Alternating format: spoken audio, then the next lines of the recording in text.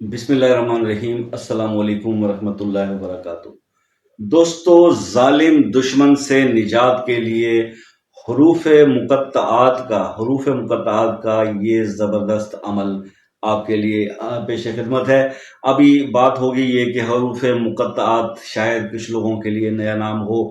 قرآن پاک کے اندر بار بار کچھ ایسے الفاظ استعمال کیے گئے جنہیں اصطلاحاً حروف مقطعات کہا جاتا ہے، جیسے حامیم، طٰہٰ، اسی طرح مختلف قسم کے جو کاہا یا عین، اس طرح سے بہت سارے الفاظ آتے ہیں۔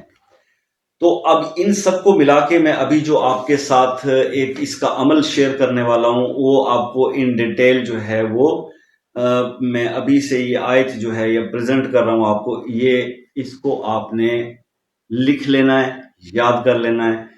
اس کو لکھ کر یا اس کا کسی طرح سے آپ اسکرین شاٹ لے کے اس کا پرنٹ کروا لیں، ذرا زوم کروا کے، تو اس کو آپ نے کیونکہ پڑھنا ہے۔ اب دشمن، دیکھیے ہمارا مقصد یہ کبھی بھی نہیں رہا کسی بھی ویڈیو کے اندر جو دشمن کی سے نجات کے لیے بنائی گئی ہے کہ دشمن کو برباد کرنا مقصود ہے، حالانکہ وہ ہو برباد بھی سکتا ہے۔ ڈیپینڈ یہ اس طرح کرتا ہے کہ اس کی آپ کے ساتھ جو بھی دشمنی چل رہی ہے۔ اب وہ دیکھیے، ہم جب بھی کوئی بات کسی سے ڈسکس کرتے ہیں نا، میرا ایک ماننا یہ ہے کہ بہت کم ایسا ہوتا ہے کہ کوئی خام خواہ آپ کا دشمن بن جاتا ہے، ورنہ موسٹلی جب تحقیقات کی جاتی ہے تو کچھ نہ کچھ مسٹیک انسان کی خود کی بھی ہوتی ہے، کیونکہ یہ کبھی بھی نہیں ہوتا کہ بھی ایک ہاتھ سے جو ہے وہ تالی بج جائے، اس کے لیے دونوں ہاتھوں کی ضرورت پڑتی ہے۔ کوئی دشمنی خام خواہ سے ایسے ہی نہیں پیدا ہو جاتی۔ بہرحال آپ کو اپنے اینڈ پہ اپنے آپ کو بہتر کرنا ہے، اور دوسرے انسان کو جو ہے وہ اپنے آپ کو سمجھنا چاہیے۔ اگر وہ نہیں باز آتا اور بار بار آپ کو بلا وجہ تنگ پہ تنگ کیے جا رہا ہے اور آپ کا جینا مشکل ہو گیا ہے، آپ اتنی طاقت نہیں رکھتے کہ اس کا فیس ٹو فیس سامنا کر سکیں، مقابلہ کر سکیں، وہ بہت اپنے آپ کو طاقتور سمجھ رہا ہے، حالانکہ اللہ کی ذات کے سامنے کوئی ٹھہر نہیں سکا آج تک۔ بڑے بڑے فرعون جو ہے وہ غرق ہو گئے۔